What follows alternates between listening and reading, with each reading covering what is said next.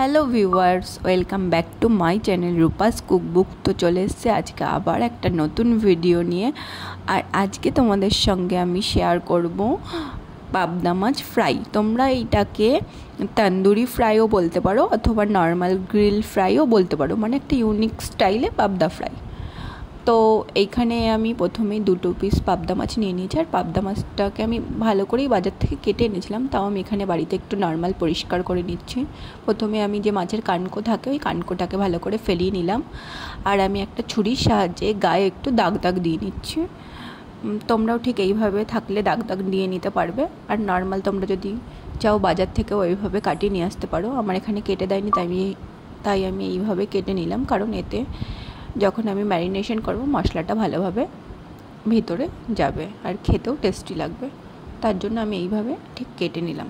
কেটে নেওয়ার পর আমি মাছটাকে ভালো করে পরিষ্কার করে ধুয়ে নিলাম। তারপর আমি এখানে দিয়ে দিলাম প্রথমেই একটা লেবুর রস। প্রথমে আমি পাতি লেবুর রস ইউজ করলাম ম্যারিনেশনের জন্য। আর তারপর আমি এখানে দিয়ে দিলাম একটু কাশ্মীরি লঙ্কার গুঁড়ো। তারপর আমি নর্মাল লঙ্কার গুঁড়ো ইউজ করেছি। কাশ্মীরি লঙ্কার গুঁড়োটা শুধুমাত্র কালারের জন্য ইউজ করছি। আর এখানে দিয়ে দিলাম রোস্টেড জিরের গুঁড়ো, হলুদ গুঁড়ো, নুন, সামান্য একটু গোলমরিচ গুঁড়ো।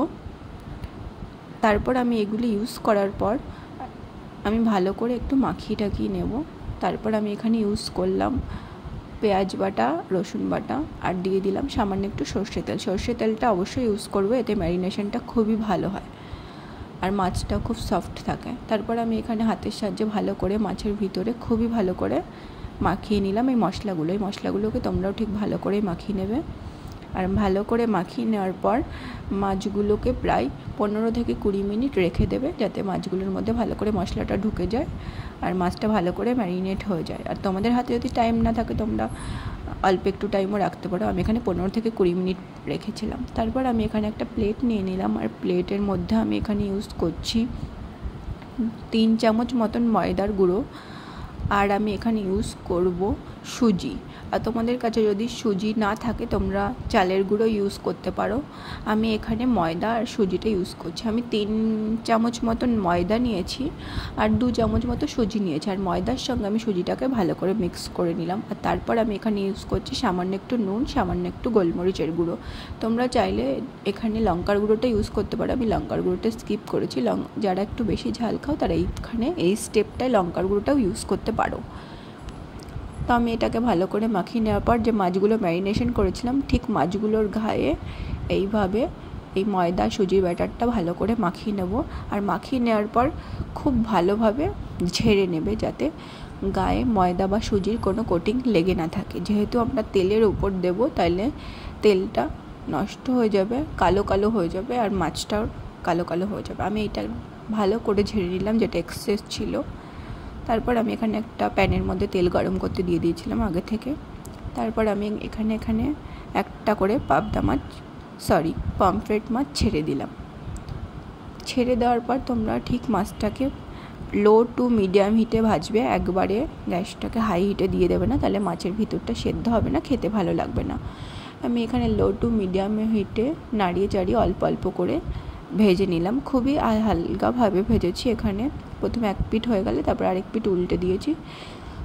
যেহেতু এখানে সুজির কোটিংটা করা রয়েছে তাই দেখবে মাছ ভাজাটা দেখতেও খুব সুন্দর হবে, দেখতেও যেমন সুন্দর লাগবে আর খেতেও খুবই টেস্টি হবে।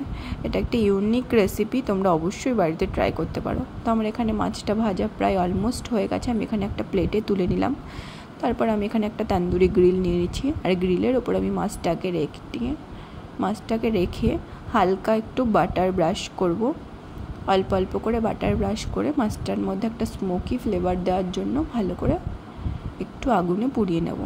এই স্টেপটা তোমরা করতে পারো, না চাইলে স্কিপও করতে পারো, কিন্তু এই স্টেপটা করলে না অনেকটা তন্দুরি ফিশ ফ্রাই ওটার ফিলিংসটা আসে আর খেতে খুবই ভালো লাগে, একটা স্মোকি ফ্লেভারও থাকে। তো কেমন লাগলো তোমাদের আমার এই গ্রিল মাছের রেসিপিটা অবশ্যই আমাকে কমেন্টে জানিও। আর ভালো লাগলে অবশ্যই ট্রাই করো বাড়িতে এই রেসিপিটা, আশা করি খুবই ভালো লাগবে খেতে। আর ট্রাই করলে আমাকে অবশ্যই কমেন্টে জানিও।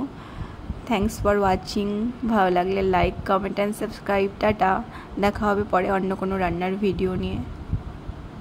আর এই মাছটা খেতে অসম্ভব টেস্টি হয়, অবশ্যই ট্রাই করো বাড়িতে বানিয়ে ঝটপট।